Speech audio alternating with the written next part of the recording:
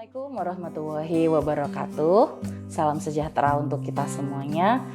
Kembali lagi teman-teman, kita berada di live Adibuana Live Virtual Event ya, yang diselenggarakan oleh Laboratorium Terpadu Universitas PGRI Adibuana Surabaya.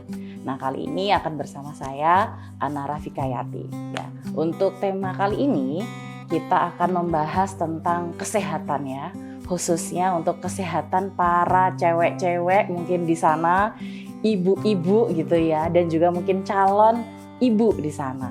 Jadi hari ini kita akan membahas tentang bagaimana caranya agar proses persalinan ya, proses persalinan atau kelahiran itu tidak menjadi hal yang menakutkan ya untuk calon ibu maupun ibu-ibu yang ada di sana, seperti itu ya.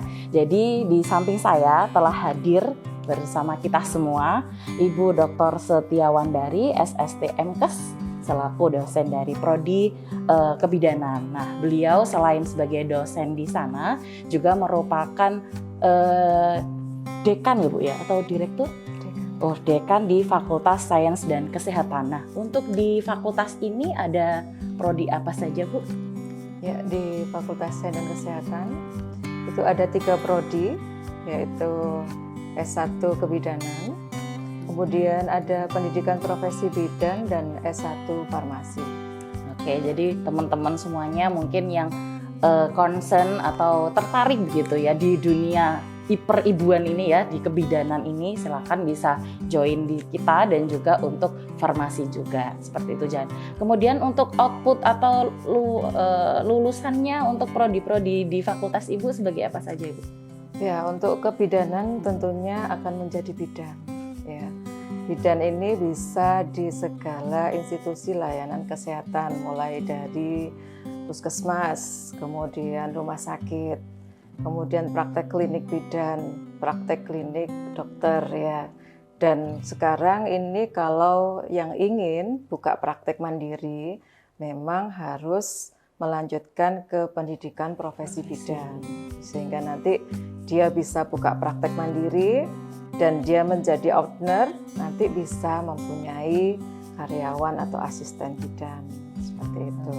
Kalau farmasi tentunya farmasi juga luas ya. Bisa di kefarmasian seperti pabrik ya, pabrik obat, bisa di apotek, bisa di rumah sakit juga ya. Luas sekali untuk yang kebidanan dan farmasi ini untuk kerja yang nantinya bisa mereka dapatkan. Nah tadi kan kalau kebidanan sendiri ya teman-teman ya ada sarjananya, S1-nya dan bisa ada profesinya juga. Jadi biar nanti satu alma mater ya Bu ya. Jadi habis dari sarjananya langsung bisa ke profesinya begitu. Jadi bisa buka praktek sendiri yang sudah disampaikan oleh Bunda Ria. Kemudian nah khusus untuk hari ini kita akan membahas tentang tadi ya teman-teman ya, tentang bagaimana cara mengurangi ya, mereduksi rasa nyeri yang terjadi ketika proses persalinan.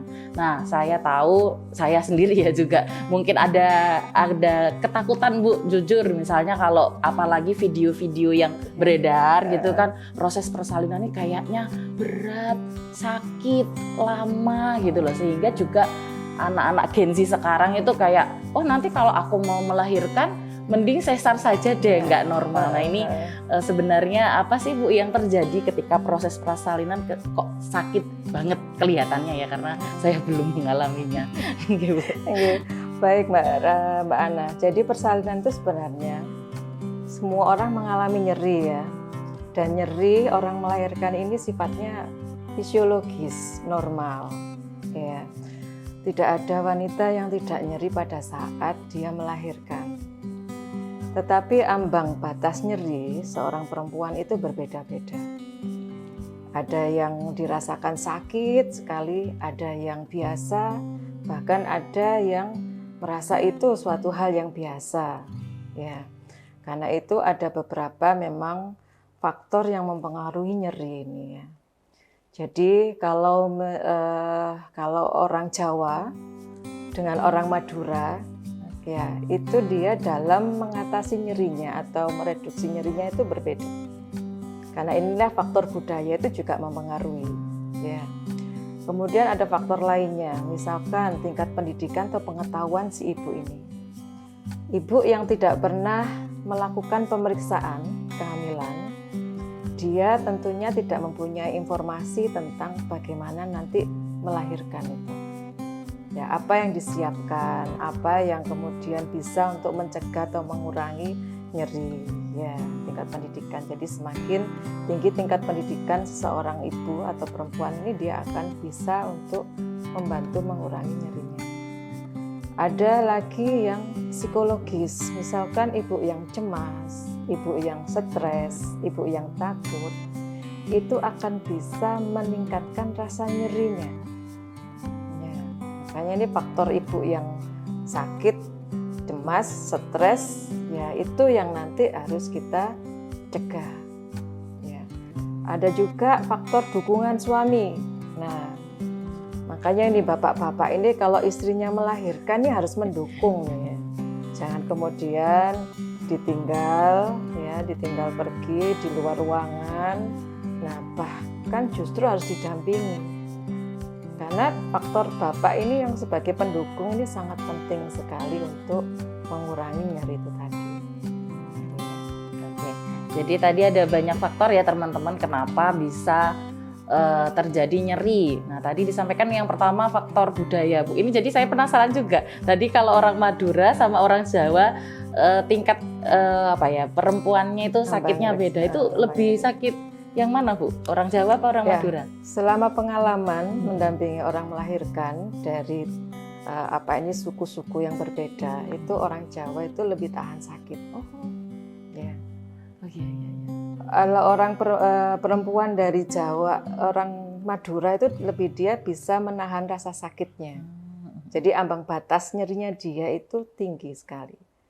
Tapi kalau perempuan Jawa ini yang biasanya kalau pas orang melahirkan teriak-teriak itu ya, nah itu karena dia kan kesakitan nih ya. Nah ini yang kalau disandingkan dengan suku Madura ini pasti ada perbedaannya. Madura itu datang tiba-tiba pembukaan lengkap karena dia sudah menahan nyerinya di rumah. Ya, datang pembukaan langsung lengkap. Tapi orang Jawa itu sakit sedikit aja ya sudah pergi untuk memeriksakan kehamilannya apakah sudah waktunya melahirkan atau belum.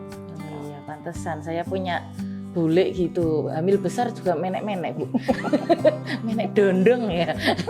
Mungkin karena itu ya beda kultur ya, beda budaya antara satu dan yang lain. Nah, tadi juga disampaikan bahwasanya tingkat pendidikan juga pengaruh karena kan konsul sudah dikasih tahu sama bidannya, dokternya gitu. Kalau mendadak cuma di akhir-akhir kan jadi kaget gitu ya, Bu ya istilahnya. Iya. Gitu.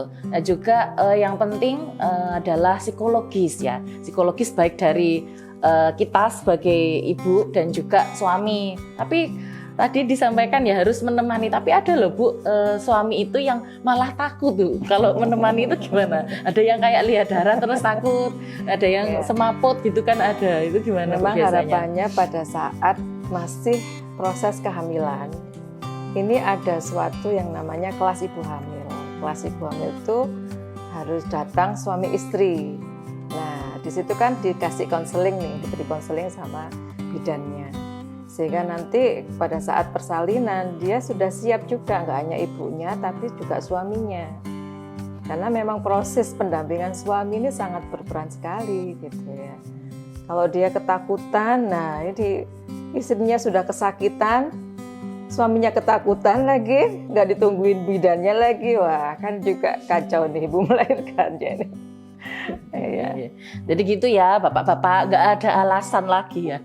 Jadi nggak ada alasan nggak menemani istri ketika proses persalinan. Jadi meskipun takut ya harus sama-sama karena ada proses pra persalinan ya Bu ya. Sudah disiapkan mentalnya juga harus sudah siap dua-duanya. Oke, kemudian ini tadi proses kesakitan atau nyeri yang terjadi ya Bu ya. Nah kemudian begini, tapi kalau dari segi prosentase ya teman-teman ya, kalau apalagi ibu muda Bu, ibu muda sekarang itu cenderung lebih memilih sesar gitu, misalnya saya nanti sesar aja gitu.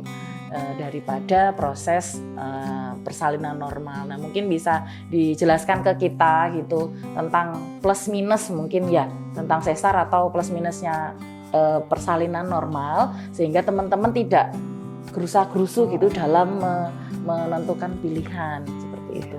Baik.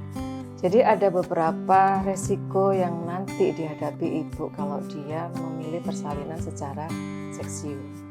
Walaupun sekarang sudah ada metode baru ya, metode ERATS ya, mengurangi rasa nyeri post seksio, tapi tetap ada suatu efek samping yang dibawa pada saat dia post atau selesai melahirkan secara seksio. Tentu penyembuhannya tidak secepat dengan ibu yang melahirkan normal. Ya, nah sekarang memang lagi ngetren nih anak-anak atau perempuan-perempuan melahirkan yang minimalis usianya usia yang kekinian itu Gen Z milenial itu ya, itu mereka mending gak merasakan rasa sakit tapi langsung memutuskan untuk operasi ya, operasi sesar ya. Nah padahal banyak sekali resiko yang nantinya ke belakang, belum tentu dia kehamilan atau persalinan yang kedua nanti bisa normal. Karena ada bekas seksio, maka dia bisa saja nanti akan berulang seksionya untuk yang kedua. Nah, jadinya kehamilan yang kedua nanti menjadi kehamilan yang berisiko karena ada bekas seksionya. Nah, padahal sebenarnya untuk nyeri persalinan itu sendiri bisa diatasi, bukan dihilangkan, tapi dikurangi. Nah, banyak metode-metode untuk mengurangi nyeri persalinan. Seperti misalkan akupressure, akupuntur, kemudian relaksasi nafas dalam, kemudian beat ball ya, yang goyang-goyang di atas, duduk di atas bal itu ya. Ya. Banyak sekali hypno breathing, hipnosis itu ya. Di hipnoterapi ibunya agar mengurangi nyerinya, sakitnya. Banyak sekali sebenarnya metode kalau memang mereka mau menggunakan itu. Ya. Kemudian kalau dibandingkan berbagai tadi Bu faktor yang bisa mengurangi ya, mulai dari mungkin terapi dan lain-lain, mungkin yang cukup efektif gitu apa Bu yang biasanya bisa digunakan untuk mengurangi nyeri, terus juga durasi persalinannya nggak lama gitu. Ya, baik. Sekarang kalau melahirkan, baik itu di bidan praktek mandiri, puskesmas, rumah sakit, sekarang sudah digalakkan atau sudah banyak metode-metode non-farmakologi yang dilakukan. Bukan non-farmakologi itu? Farmakologi itu non di luar obat. Oh. Ya, kalau farmakologi kan dengan obat-obatan nih. Ya, kalau non-farmakologi berarti di luar obat. Ya. Dan itu efeknya sudah banyak penelitian yang berhasil mengurangi nyeri. Jadi nyeri persalinan itu tidak dihilangkan. Kalau hilang nyerinya malah nanti proses persalinannya menjadi lama durasinya. Tapi dikurangi.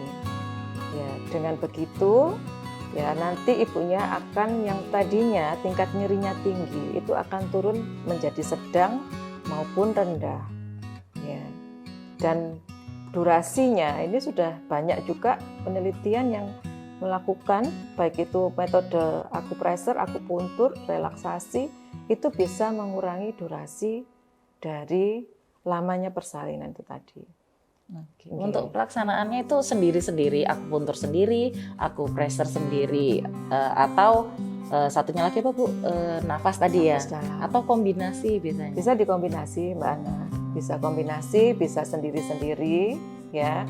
Dan itu sebenarnya tujuannya apa sih? Membuat si ibu ini merasa rileks, ya, rileks, nyaman, ya.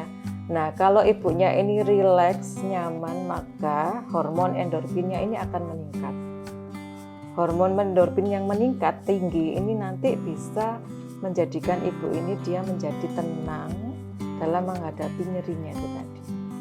Oke. Nah, untuk mungkin pembelajaran buat teman-teman semuanya, jadi nggak usah takut ya istilahnya ya. Terus jangan kemudian dihindari. Oh sakit ya udah sesar saja, karena sesar ada dampaknya ya. Jadi posnya itu biasanya pemulihannya lebih lama daripada proses persalinan normal. Nah ada cara lain gitu yang bisa dilakukan dengan salah satunya akupuntur, akupressure dan juga relaksasi pernafasan. Nah kalau akupuntur, akupressure ini biasanya di bagian mana Bu? Di badan kita ini. Ya. Yang mungkin Mbak Ana pernah lihat ya di klinik-klinik atau membaca jurnal-jurnal itu ya, memang ada titik-titik akupuntur yang memang bisa untuk mengurangi nyeri. Ya. Nah, akupuntur badan itu ada beberapa titik yang mungkin tidak hanya di tangan tapi di anggota tubuh. Ya, biasanya itu digunakan pada daerah pundak, bahu, kemudian daerah tulang daerah belakang. Nah, kalau akupuntur biasanya juga sebenarnya efektif, Mbak. Efektif ya, tetapi akupuntur itu nanti adalah kan di titik-titik meridian tuh ya, Mbak ya. Nah, kemudian akan dibawa ke sumsum tulang belakang, kemudian ke otak. Sehingga rasa nyeri yang tadi ditimbulkan, entah itu dari kontraksi uterus, entah itu dari dilatasi itu adalah penipisan, pembukaan serviks, ya jalan lahir itu kan kalau buka itu kan yang menyebabkan nyeri juga. Atau dari turunnya kepala janin, ya itu juga menyebabkan nyeri. Nah, kalau di akupressure, di akupuntur titik-titik itu tadi, sebelum nyeri ini naik ke otak, itu kemudian dihadang dengan akupuntur, akupressure itu tadi. Nah, sehingga persepsi ibunya yang keluar ini bukan nyeri yang sangat hebat, tapi nyerinya berkurang.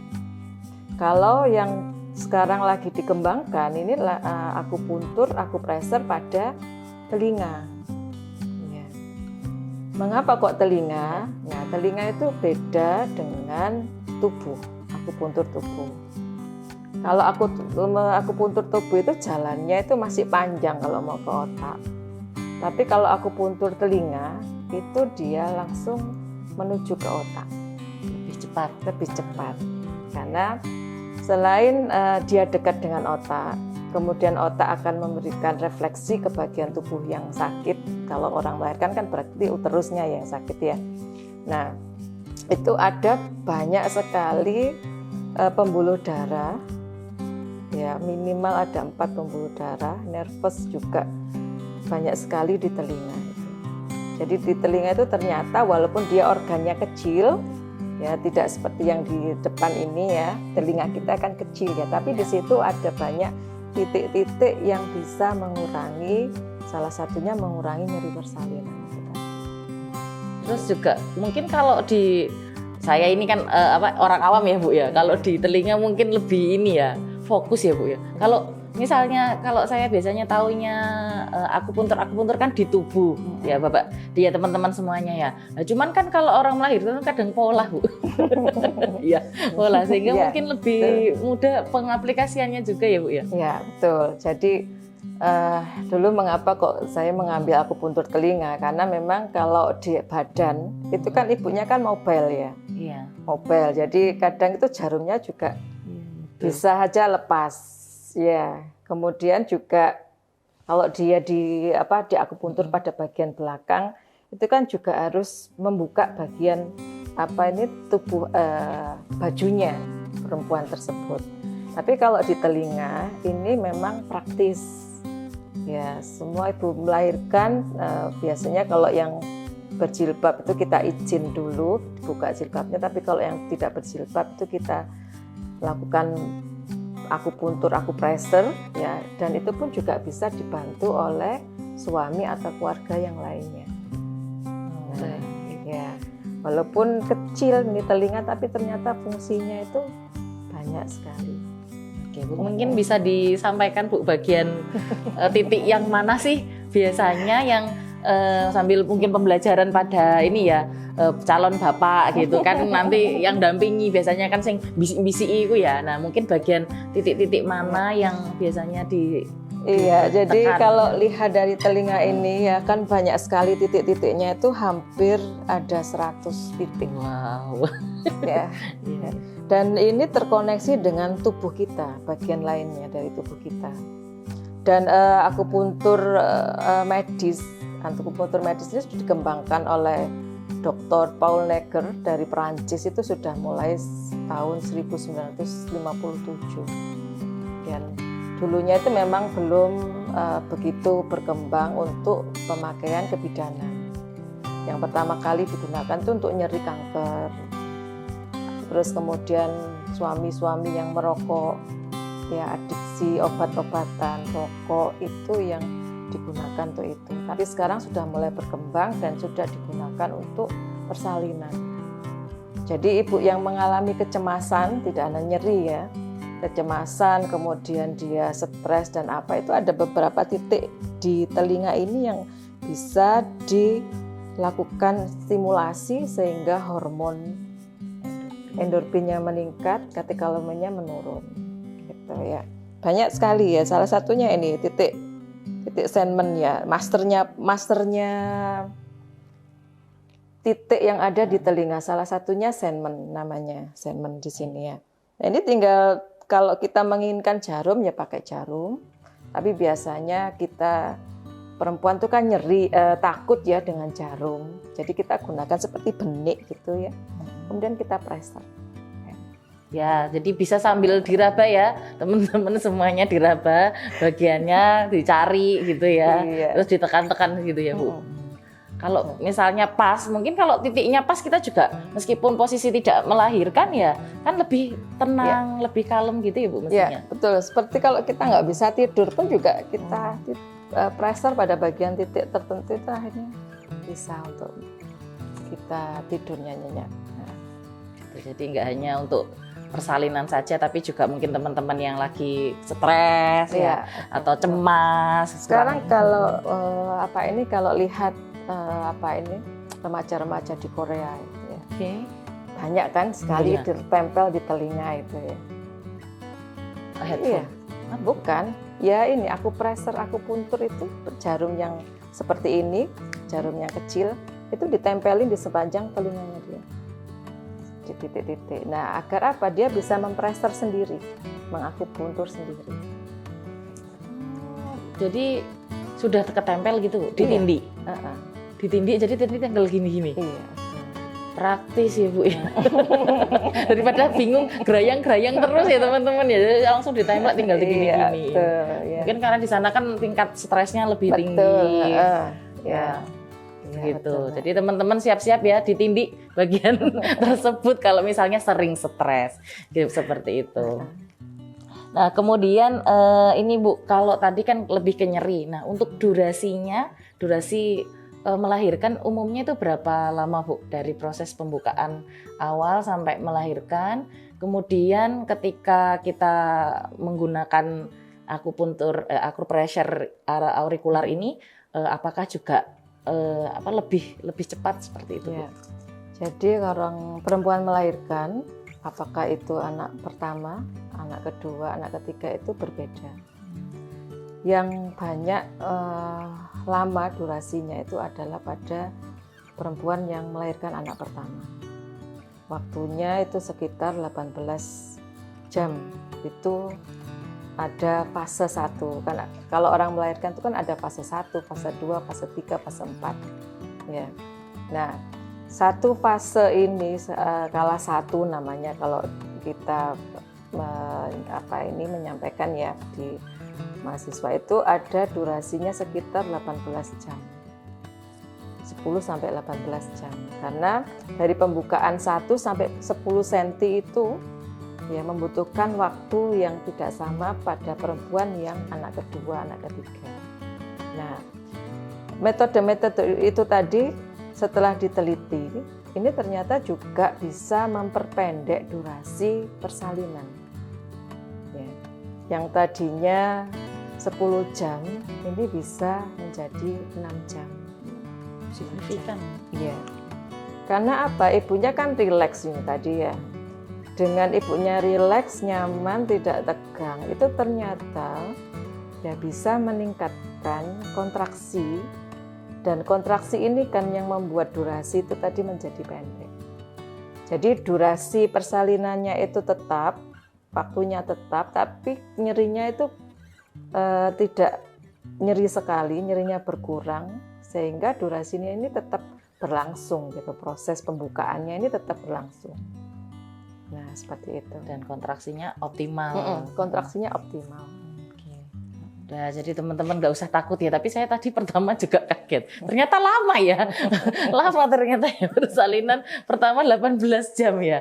18 jam. Tapi umumnya kalau sudah anak kesekian bisa 10 jam ya Bu ya. Bisa. Dan signifikan loh teman-teman ya. Dari 10 jam ke 6 jam. Jadi nggak usah takut sekarang ini, di zaman sekarang ini. Mungkin kalau dulu nggak banyak pilihan ya Bu ya.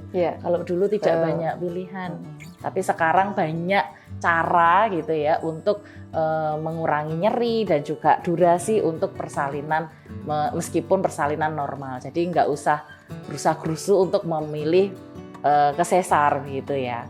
Nah, tapi memang juga jangan dipaksakan ya teman-teman, dipaksakan misalnya dari dokter harus sesar tapi dipaksakan untuk normal juga nggak boleh ya. Biasanya seperti apa kondisi yang wajib sesar itu seperti apa Bu? Jadi ada indikasi mutlak untuk melakukan atau persalinan itu dilakukan secara seksian ya. Seperti dalam kondisi kegawat daruratan. Ya, kegawat daruratan itu seperti ada perdarahan. Ya. Kemudian ada panggul sempit, jadi ibunya ini panggul sempit atau bayinya yang terlalu besar, ya, sehingga dia tidak bisa melalui proses pervaginan. Bisa jadi juga karena posisi bayinya, posisinya sungsang, anak pertama besar lagi diprediksi sekitar 3 kilo ke atas. Nah, itu kan suatu kondisi yang memang membutuhkan persalinan itu dengan tindakan. Nah, itu yang tidak bisa dilahirkan secara normal. Ya. Oke, jadi yang bisa menentukan baik tidaknya sebenarnya adalah dokter dan juga bidan teman-teman semuanya ya, seperti itu. Jangan sampai nanti seperti ini Bu. Jadi tahun lalu kalau tidak salah saya itu lihat di TikTok ya, viral saat itu ada sebuah keluarga, intinya ada yang mau melahirkan. Kemudian dari saran bidan di sana puskesmas itu diminta untuk sesar, tetapi sama keluarganya nggak boleh. Anaknya mau, cuman suaminya, keluarganya nggak boleh karena dari mertua Bu, biasanya itu begini ya. Namanya kalau nggak melahirkan secara normal bukan ibu seutuhnya. Nah, ini mungkin juga buat teman-teman semuanya ya. Ini gimana Bu tentang masih mungkin ada beberapa orang di daerah atau di sana yang masih berpikiran demikian? Ya, memang ada juga beberapa dari masyarakat kita yang kadang itu karena tradisi atau budaya setempat ya, dia itu tidak menginginkan persalinannya itu dengan seksium. Ya, padahal sebenarnya tidak semua persalinan itu diseksio dan tidak semua persalinan itu bisa lahir normal. Ya, ada beberapa indikasi itu tadi kalau memang dia di dalam pemeriksaannya kemudian dokter atau bidan sudah mengidentifikasi tidak bisa lahir secara normal, ya memang jalan terakhir adalah di seksium. Tapi kalau orang tuanya tidak setuju dengan jalan seksium, ya biasanya kita kembalikan lagi ke keluarga.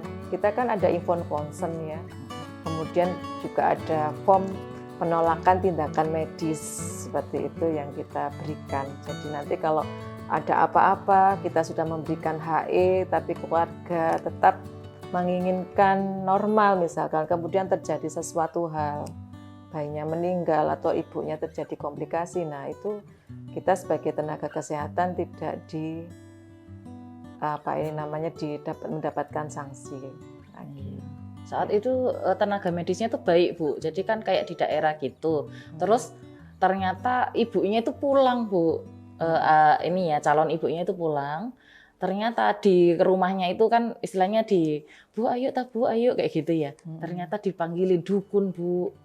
Seperti itu, maksudnya dukun beranak ya, kalau di desa kan ada dukun beranak. Kemudian finalnya itu kalau nggak salah ini keguguran atau apa Bu, istilahnya kayak gitu. Janinnya meninggal di dalam kandungan dan itu viral sekali. Mungkin untuk pembelajaran kita semua ya teman-teman, jangan memaksakan kehendak gitu ya. Jadi ada ahlinya ya kita serahkan pada ahlinya. Betul. Mungkin sebelum kita tutup mungkin ada pesan-pesan Bu yang ingin disampaikan kepada calon ibu di luar sana gitu ya, tentang menghadapi persalinan seperti apa dan lain-lain. Ya, baik. Untuk calon ibu, apalagi yang nantinya akan menjadi persalinan ini adalah pengalaman yang pertama. Ya, buatlah persalinan yang pertama ini sesuatu hal yang menyenangkan. Ya, karena pengalaman orang yang melahirkan pertama kali itu yang nantinya menjadi basic untuk persalinan selanjutnya. Kalau persalinan pertama ini sudah nyaman, ya, menyenangkan, si ibu ini akan menghadapi persalinan berikutnya pun juga tidak merasa takut. Ya. Tapi kalau sudah dari awal si ibunya ini sudah nggak nyaman dengan persalinannya, baik rasa nyaman itu kan sebenarnya bisa didapatkan dari ibunya sendiri, keluarga yang menolong, ya, rumah bersalinnya itu sendiri. Nah, pandai-pandailah memilih suatu tempat melahirkan yang mendukung proses persalinan itu secara normal. Ya, sudah banyak metode-metode non-farmakologi yang dikembangkan, jadi tidak usah takut lagi dengan nyeri persalinan. Ya. Kemudian lakukanlah persalinan seksio jika ada kondisi yang memang mengindikasikan persalinan itu dengan seksio sesaria. Begitu pesan dari saya.